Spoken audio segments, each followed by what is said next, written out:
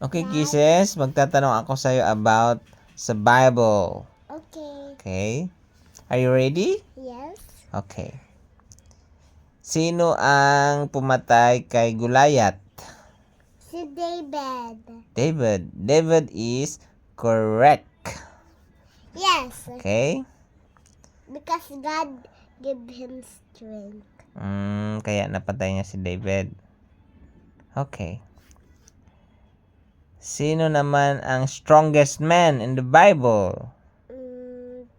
It's actually David. No, the strongest man. The one who killed the lion with his bare hands. Sino yun? Nakita ko Mag-ayos ka ng upo. Doon.